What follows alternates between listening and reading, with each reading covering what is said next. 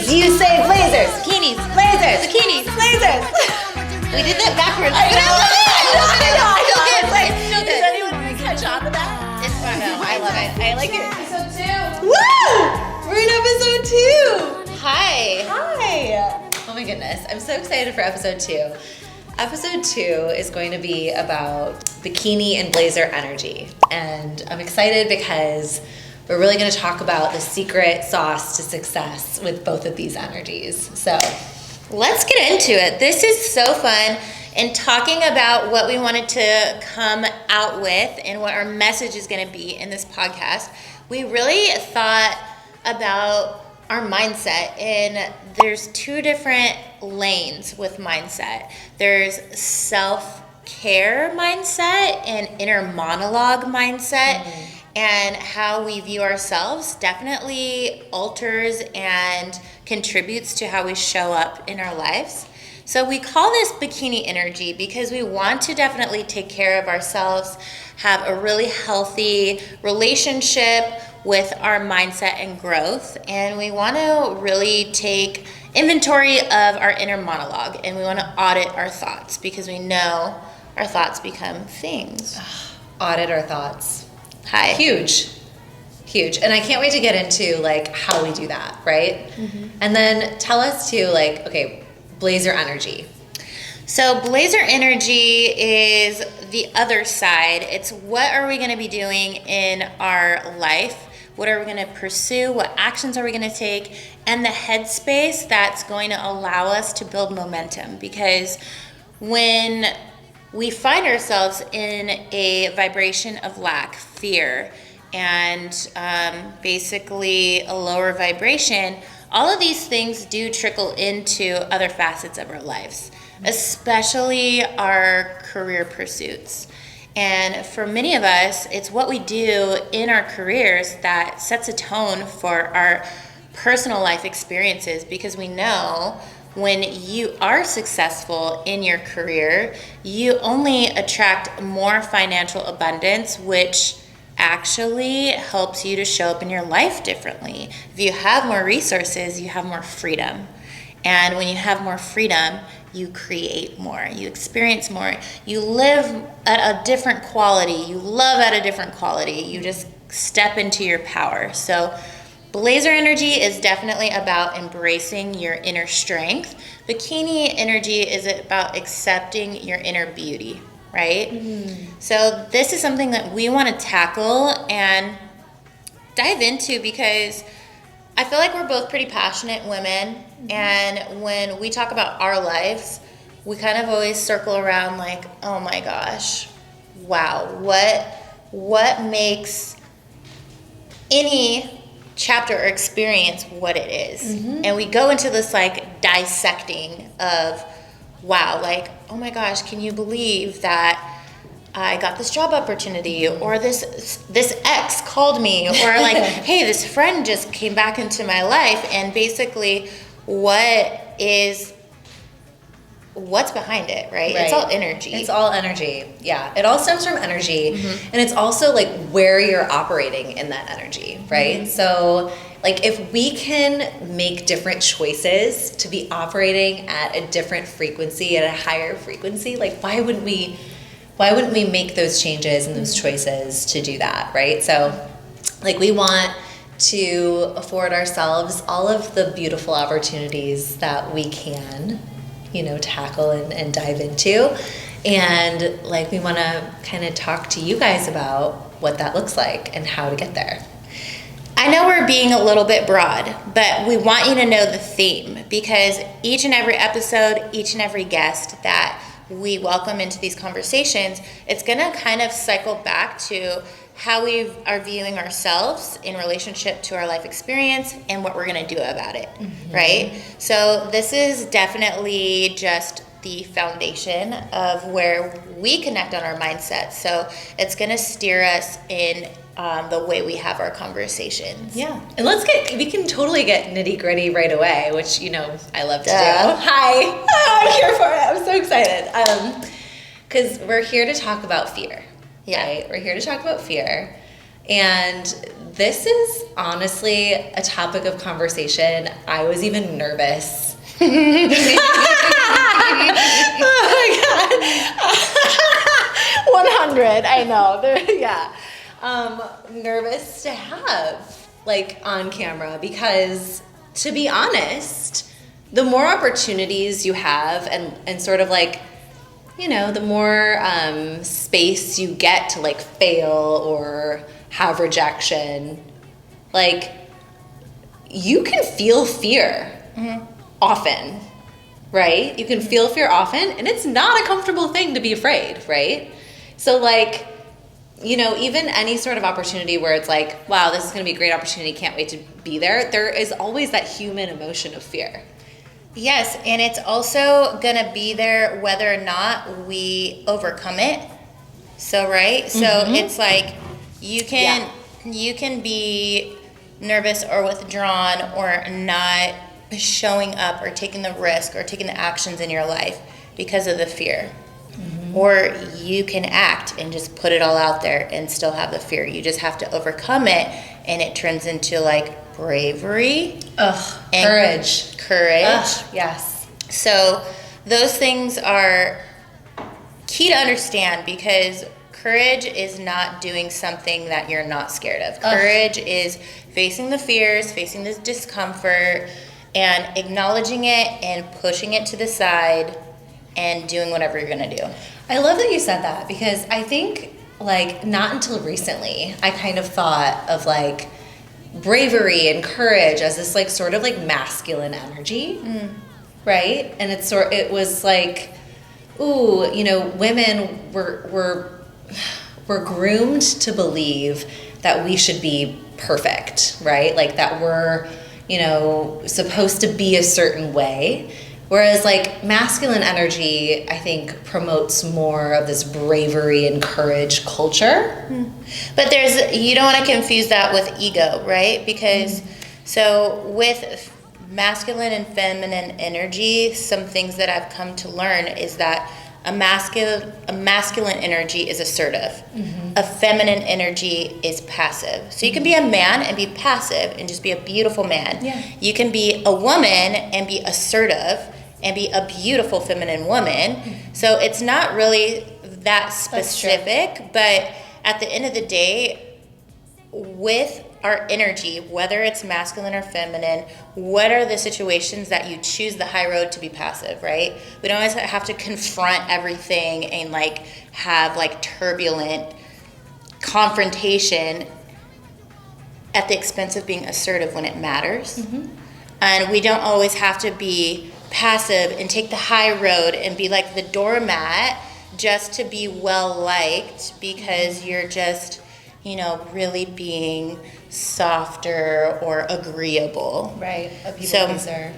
I feel like, personally speaking, if I can just share, I've come a long way with my relationship to like my own masculine energy, because I feel like in order for me to start to build confidence and step away from fear and to actually start to reach out for the things I want to have in my life and the relationships that I want to build, it's taking me the embracing of being assertive. And like, it's okay for me to want something, reach out my hands and go get it, or reach out my hands and accept it and know that I'm worth it. That's been a journey and a lot of inner work and a lot of like therapy and self like realization.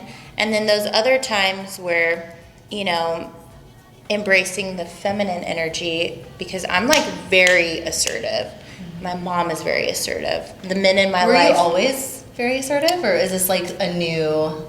I don't know. I think I'm just growing and maturing into it. But the men in my life have always been very like gentle, and my women in my life have been very assertive. But I feel like I've been kind of learning how to master this to where I can be soft when I'm supposed to be soft and be assertive when I'm supposed to be assertive.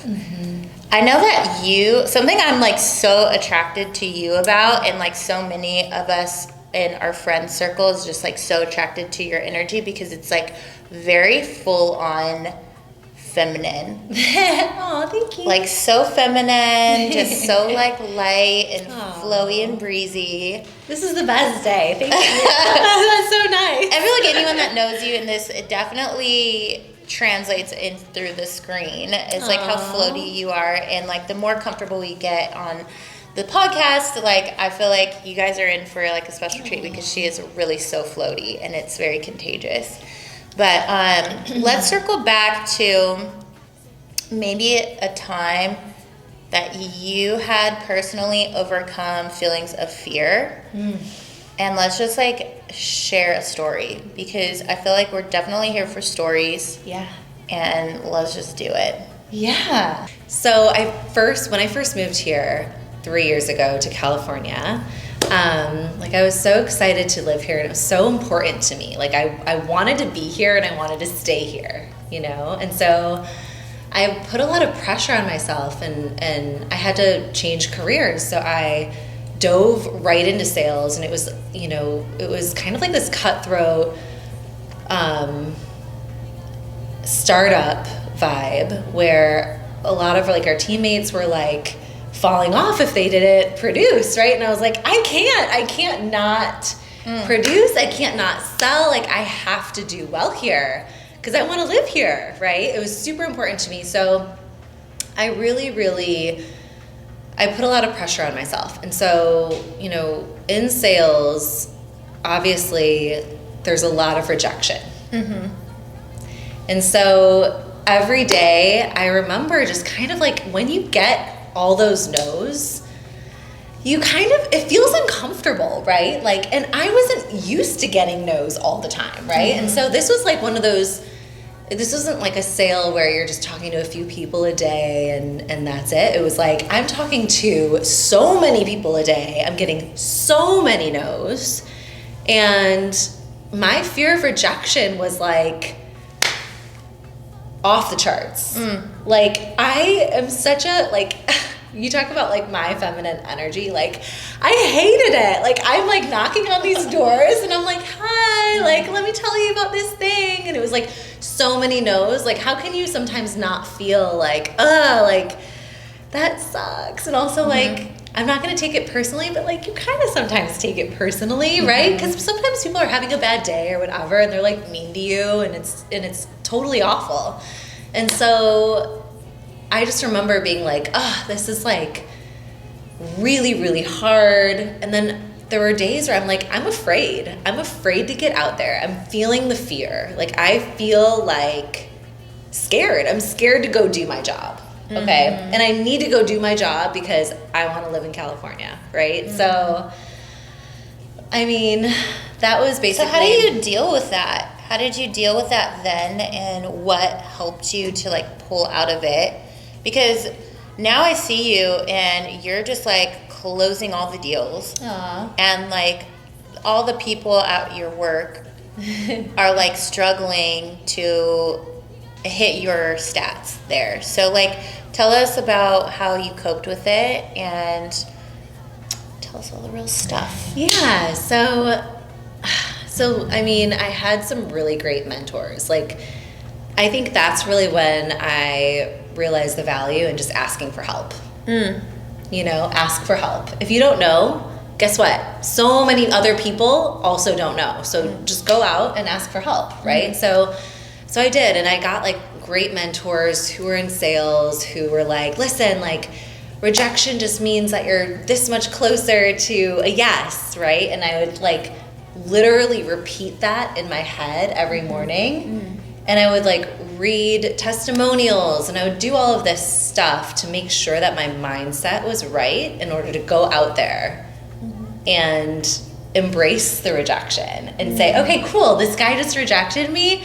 No big deal because the next one's gonna close.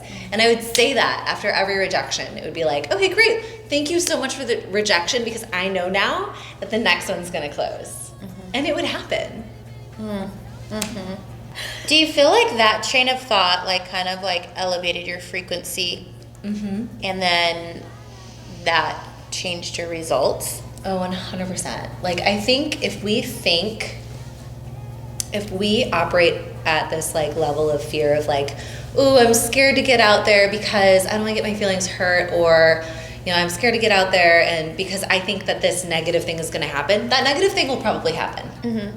Like, if you were to direct your energy. Let's just talk about frequencies. What are frequencies?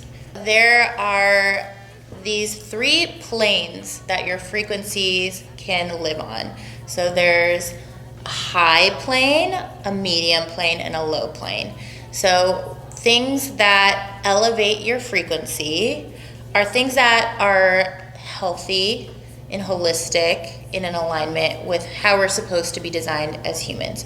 So our makeup is energy. Yeah. That vibrates. If you look on a microscope at our atoms, they're vibrating. So our thoughts have vibrations, our moods and emotions have vibrations, and they vibrate on a spectrum. So if we have basically an understanding of what things help us to low vibrate, which is things like processed food, violence, sadness, those are all low vibrating. And then you have like a moderate vibrational, which is like most people are on, just like above depression and all this stuff. It's like kind of like mentally stable. Neutral. And then you have high vibrations. Mm-hmm. High vibrations come from love, gratitude, hope, faith, like whole foods, water. We are vibrating energy and water. Yes. So if you're hydrating yourself and you're thinking thoughts of empowerment and gratitude, it really does change what you're able to attract, because everything has an energetic sequence. Everything has an energetic code to it. Mm-hmm. No matter what's going on externally, right? Yes. So circling back to fear, what plane is fear vibrating on? The top, the medium, or the lowest plane? The lowest plane. It's the lowest one. Yeah. So unfortunately, a lot of us don't recognize our fear. We get more paralyzed by it, and we let that fear to control us. Not that we're all like depressed and like, that's not what I'm saying. I'm saying that when you start to elevate your standard of what you're consuming, what you're thinking, you start to vibrate at a higher level.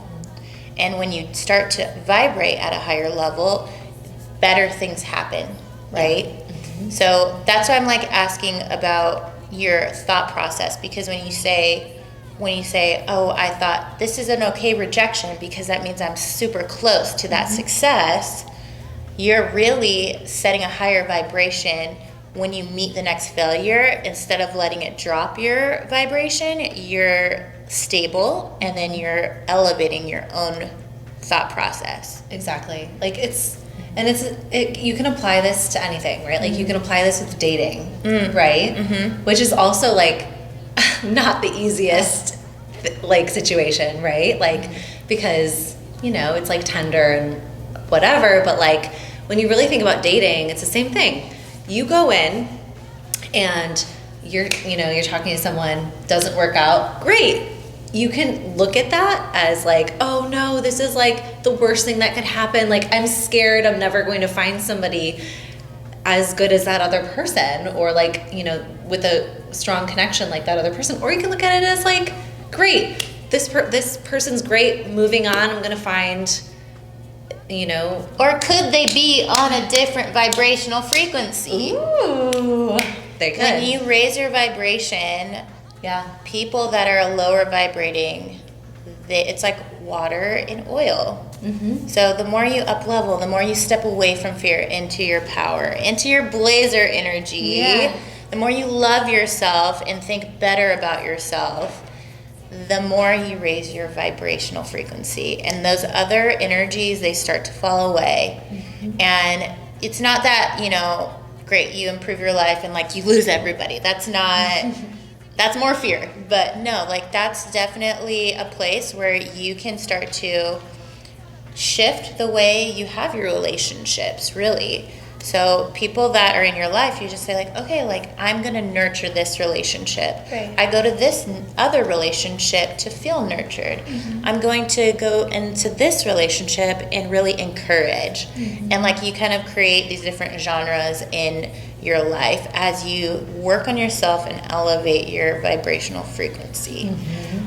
For me, when I was the most fearful was when I moved, not from Chicago to California, but just from LA to Orange County. Same thing, but different. But I was in a big place of fear in my life, and this was at a time where I had not yet discovered anything empowerment based. How old were you? I was 28, 29. Yeah.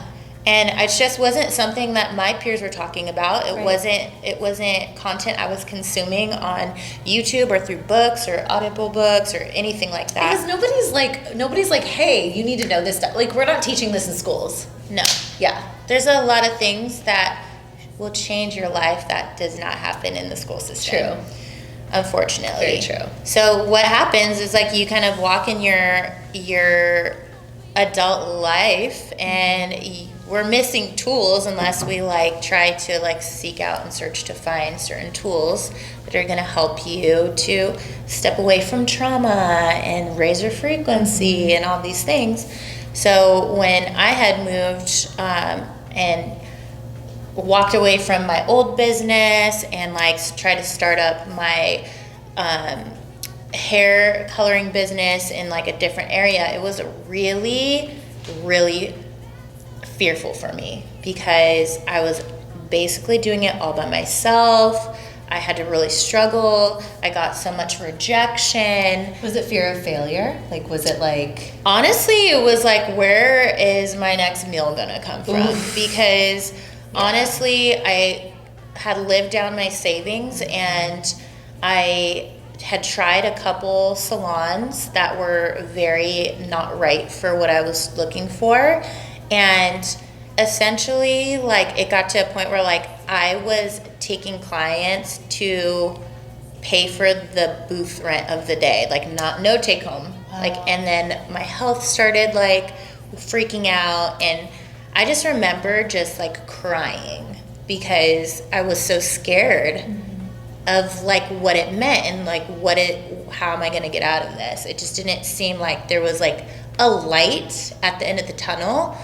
But it was at that point, I kind of just took all the steps that I needed to take care of the day's needs, right? But I had a couple things in my favor. Even though I didn't have mindset skills, I had faith. I believed in, a higher being. I felt like I had a support system. I felt ultimately a positive person, even though I was scared.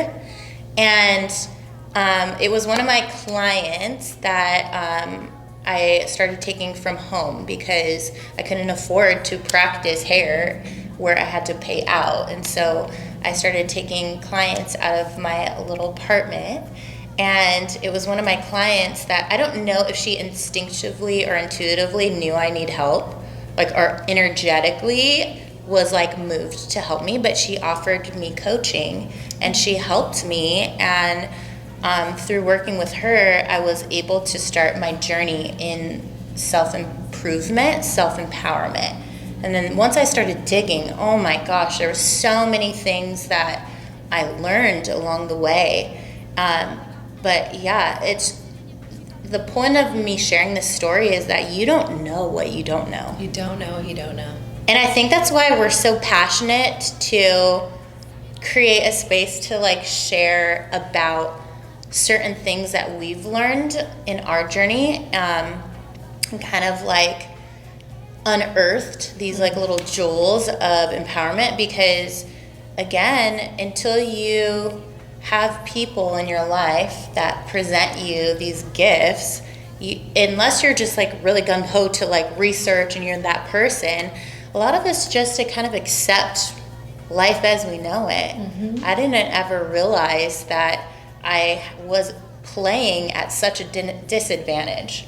Well, yeah. I mean, how would you even know if you didn't, if you didn't meet that coach and like really soak up that info? Like, I feel like especially when you're vibrating at that level, it's hard. It's hard to like dig yourself almost out of that hole, right?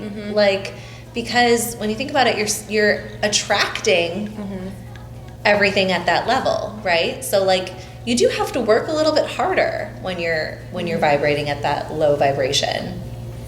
I think there's another thing that people can fall into when you're operating in fear. You can either do one of three things. You can blame yourself, and it becomes a part of your identity. Like, I'm a failure, I can't do anything right, oh, I should have expected this, like, I suck. You can blame everything on everyone else. How dare them, like, the nerve, this is all because of this, and assume no responsibility, and never look within because you're too busy projecting on the outside.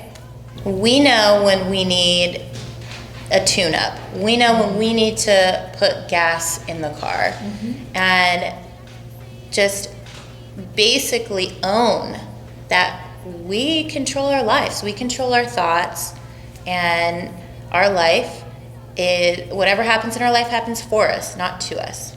Yeah, exactly. And I think like, it's okay to be sensitive and feel the feelings. It's okay to say, ooh, this is making me nervous, I'm afraid. That's okay, right? But it's like what you do with that makes all the difference.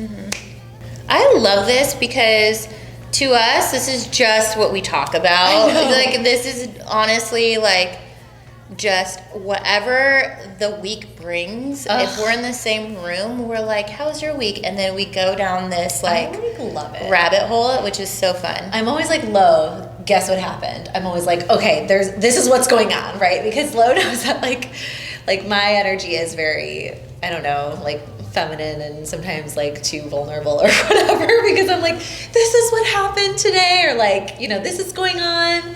And what I really appreciate about Lo too is like, she approaches situations in such a neutral way, and I try to soak that in. Like, I'm so learning from you, because like, I would love to do that more, because you don't want to apply energy to situations that don't need the energy applied to, right? So, but I really love it because I can always be like, this is what went on, or this is happening. And we talk about like, okay, how do we redirect our thoughts? Like, how do we make sure that we can kind of like steer our boat or steer our car towards the direction of like, okay, how are we going to use this to live the life we want to live? This opportunity. Oh my gosh. So what should we talk about next time? Because I have a couple ideas. So something I feel that has like transformed me as a person is identifying some of the things that I held as my belief systems. And really, when I started to change my belief systems about myself in my inner monologue here, I really started to see a lot of change in myself, in my relationships, in my life, in my career. Everything started to change as soon as I started to like investigate and learn and shift my beliefs. So we all have a belief system. Yeah. So I feel like this might be something that we just kind of like start to like touch on. Yeah. And just see what happens, because I'm so working on that. Like, that's like such a good one, because we're always working on these limiting beliefs and these like belief systems that we have about ourselves that we sometimes don't even recognize right away, right? Yeah. The problem with limiting beliefs is that we believe them. So with that, We can't wait. This is going to be so amazing and so fun and challenging. And I'm just so happy. I'm so happy. I'm so happy I get to do this with you. Snaps to episode 2. Is that a good ending? Chrissy's like, got you. So cute. Got you. Get it. Get it.